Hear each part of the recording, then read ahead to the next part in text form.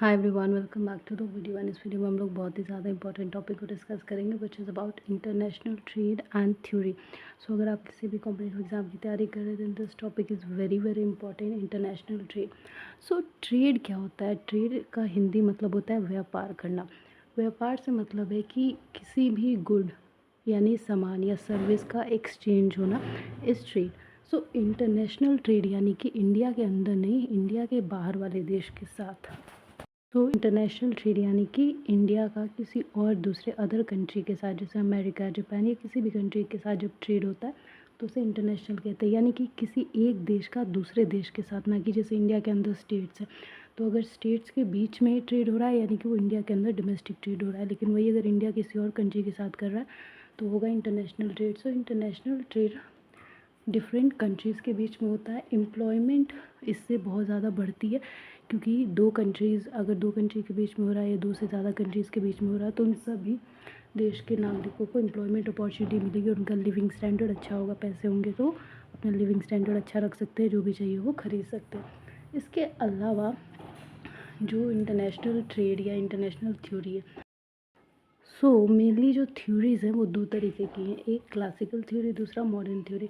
सो classical theory होता है जब उसको कंट्री के बेसिस पे देखेंगे, ये पहले होता था फिर धीरे धीरे डेवलप हुआ। तो इसमें क्लासिकल थ्योरी के अंदर मेनली अपने नेशन का फ़ायदा देखा जाता था, जिसमें कि एक्सपोर्ट ज़्यादा हो, मतलब कि वो कंट्री दूसरे कंट्री में अपना सामान भेजे और इंपोर्ट अपने कंट्री में कम मंगवाए।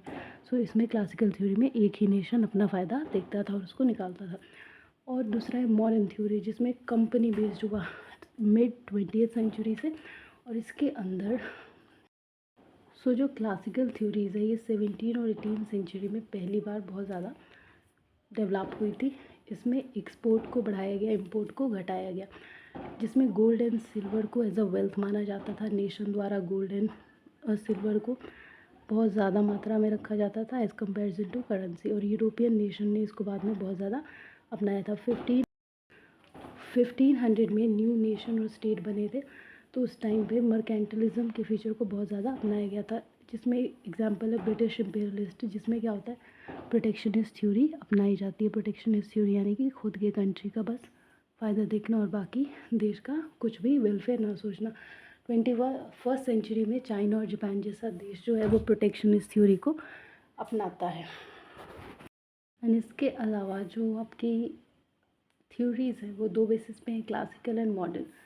अगर मॉडर्न थ्योरीज़ की हम बात करें तो ये क्या है, इसमें चार होते हैं बेसिकली। प्रोडक्ट लाइफ साइकिल, जिसमें क्या होता है प्रोडक्ट लाइफ साइकिल में 3 स्टेजेस होते हैं, न्यू प्रोडक्ट, मैच्योरिंग प्रोडक्ट और स्टैंडर्डाइज प्रोडक्ट। ये तीनों फेजेस थे, न्यू प्रोडक्ट, मैच्योरिंग प्रोडक्ट और स्टैंडर्डाइज प्रोडक्ट के थ्रू प्रोडक्ट लाइफ साइकिल काम करता है। ठीक है, लाइफ साइकिल।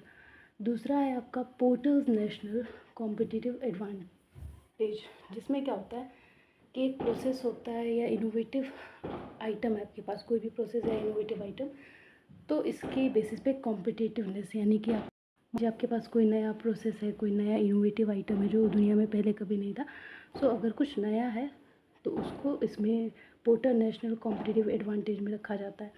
और नेक्स्ट होता है कंट्री सिमिलैरिटी थ्योरी। इसमें क्या होता है कि कंट्रीज जो सेम लेवल ऑफ डेवलपमेंट को सेम प्रेफरेंस देती हैं। ठीक है। और ग्लोबल स्ट्रैटेजी राइवलरी थ्योरी में कंपनीज जो है एडवांटेज देखती हैं अपना और compete करती हैं अगेंस्ट ग्लोबल फर्म्स, लेकिन सेम इंडस्ट्री के अंडर ग्लोबल लेवल पे कंट्रीज compete करती हैं।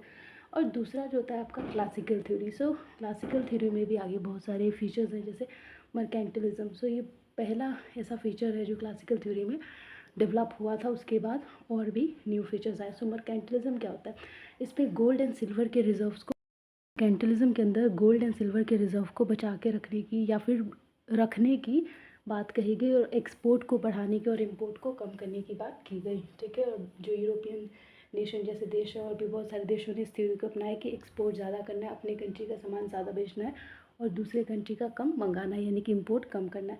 इसके अलावा एब्सोल्यूट एडवांटेज भी क्लासिकल थ्योरी का एक फीचर है, जिसमें क्या होता है कि मोर एफिशिएंट, बाकी कंट्रीज़ के बिहाफ पे ज़्यादा एफिशिएंट प्रोडक्ट को प्रोड्यूस करना एब्सोल्यूट एडवांटेज में आता है। जाहिर सी बात है अगर आप कुछ न्यू बनाएंगे तो उसका पूरा फ़ायदा आपकी कंट्री को होगा, क्योंकि सो इससे पहले किसी ने भी ऐसा आइडिया नहीं लाया होगा।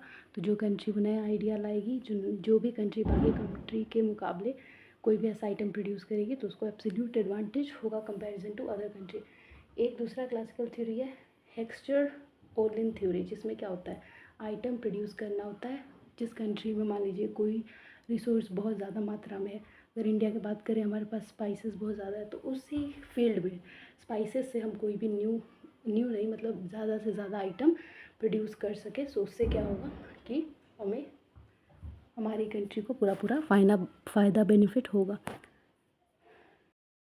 इसके अलावा नेक्स्ट है कंपैरेटिव एडवांटेज जिसके अंदर बिजनेस को बढ़ाना है। वन नेशन, एक नेशन दो से ज़्यादा बहुत सारे भी आइटम्स प्रोड्यूस कर सकता है, तो इसको कहते हैं कंपैरेटिव एडवांटेज।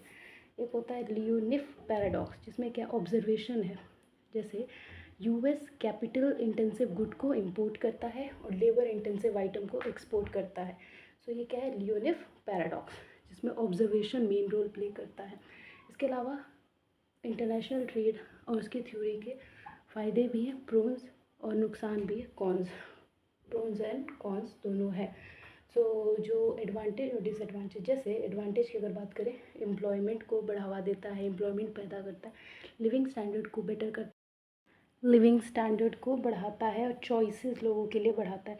इसके अलावा ये कंट्रीज़ के बीच में, अगर मान लीजिए कि अगर दो कंट्रीज़ के बीच में हो रहा है तो वो सिर्फ उन्हीं दोनों कंट्रीज़ के लिए बेनिफिशियल होगा, ना कि ग्लोबल लेवल पे बेनिफिशियल होगा।